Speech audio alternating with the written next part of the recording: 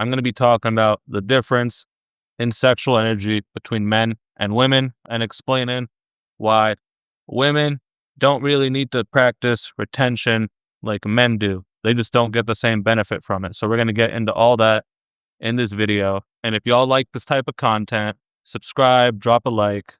Let's get into it. Okay, so for men constantly produce sexual energy because they're always making sperm. Sperm is the most physical form of a man's sexual energy. This is a fact. And it is important to build up because a man's seed can be used for regeneration or degeneration. It's your choice to create life, or you can use it to build yourself up. So a man can keep on building up his sexual energy container. That's why the longer streaks you go on, the harder it is to hold it in, because that's one of the benefits of being a man. You can keep on building yourself up, raising your energy, raising your vibration, and transmute that energy for other purposes.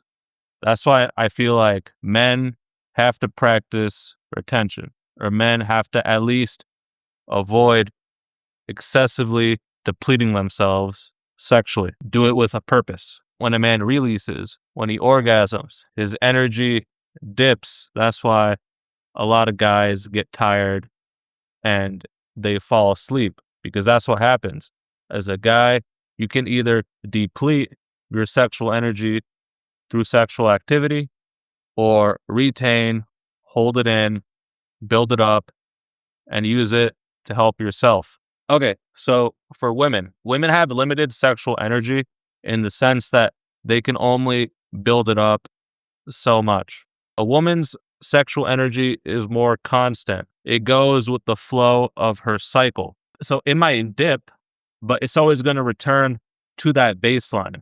So a woman doesn't deplete her sexual energy in the way a man does. A woman's sexual energy is depleted through her period. But for a man, it's more so for sexual activity. So a man's sexual energy baseline or levels can go a lot lower than a female's. A female's stays more constant. I know that sounds a little unfair, but one of the benefits of being a man is while her sexual energy is more constant like this, you can slowly increase yours through retention. That's really the biggest difference between sexual energy in men and women, and it makes sense. We just have to look at biology. So yes, key points. Women may have a higher baseline of sexual energy, but men have a higher cultivation potential. That just means if you don't nut, you can get shit done.